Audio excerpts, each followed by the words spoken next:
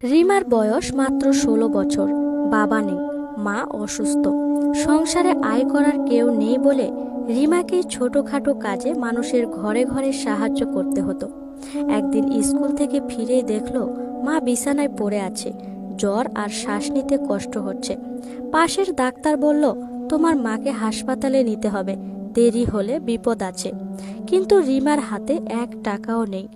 চোখ ভরা অশ্রু নিয়ে রিমা পথে নেমে গেল। এক দোকানে গিয়ে বলল, চাচা, কয়টা টাকা ধার দেন, আমার আম্মার অবস্থা খুব খারাপ। কেউ ফিরিয়ে দিল, কেউ মেয়ে বলে অনবরত সন্দেহ করল। শেষে ক্লান্ত রিমা ভেঙে পড়া অবস্থায় রাস্তার মোড়ে বসে কাঁদছিল। হঠাৎ একটি গাড়ি থামল। সাদা দাড়িওয়ালা একজন ভদ্রলোক এগিয়ে এসে বললেন, মা, কেন কাঁদছ? রিমা সব খুলে বলল।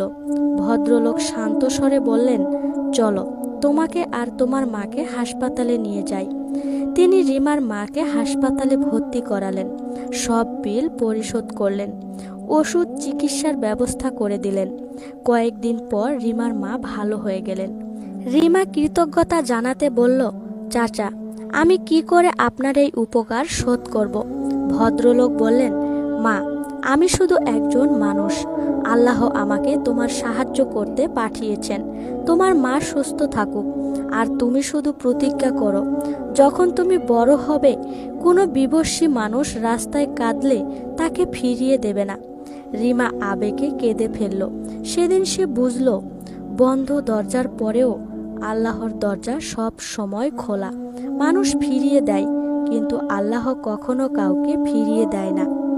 এই গল্পটি থেকে আমরা যা শিক্ষা নিলাম, বিপদের সময় মানুষ নয়, আল্লাহর উপর ভরসা করতে হয়।